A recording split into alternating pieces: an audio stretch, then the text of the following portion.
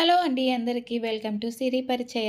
Eggs boil చేసి దాన్ని peel తీస్తున్నా. ఎందుకంటే నేను చాలా ఎక్సైటెడ్‌గా ఉన్నా. అంటే ఆ ఎగ్స్ డబుల్ ఎగ్స్ అంటే వేరుశెనగ పప్పులో ఉన్నట్టు 2 జొన్నలు వేరు వేరుగా ఉంటాయా? లేకపోతే కలిసిపోయి ఉంటాయా? అనేది చూడాలని ఎక్సైట్ అయితున్నా. ఈ ఎగ్స్‌కి పీల్ తీస్తూ నా లైఫ్‌లో ఫస్ట్ టైమ్ చేసిన వంట గురించి మాట్లాడతా. అంటే కర్రీ గురించి. నాకు తెలిసి అప్పుడు నేను 8థ్ క్లాస్‌లో ఉండుంటా. ఫస్ట్ టైం అమ్మ వాళ్ళు లేనప్పుడు నేనే కర్రీ చేసుకోవాల్సొచ్చింది. ఆ టైంలో ఎగ్ పొరడు అనేది చాలా సింపుల్‌గా అయిపోతది గదా అన్నట్టు నేను స్టార్ట్ చేశా. ఏముందిలే ఆనియన్స్ వేసేసి తర్వాత ఎగ్ ఏయటమే గదా అనుకున్నా. అప్పుడు అదే కదా ఫస్ట్ టైము. సాల్ట్ వేస్తే కరిగిపోతుంది, కల్లుప్పేస్తే కరగదు అనేది నాకప్పుడు అంత ఐడియా లేదు. ఆ కల్లుప్పు వేయటం వల్ల అది కొంచెం మాడింది.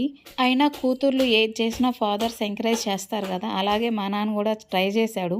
అది అప్పటికి కొంచెం మాడిపోయినప్పటికీ మా నాన్న తినడానికి ట్రై చేశాడు. కానీ ఒక్కొక్క ముద్దకి ఒక్కొక్క ఉప్పు, కల్లు వస్తూ ఉండిందంట.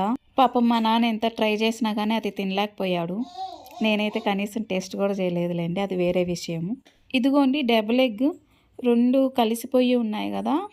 ఇదేనేమో డబుల్ ఎగ్ అంటే 2 జొన్నలుంటాయి.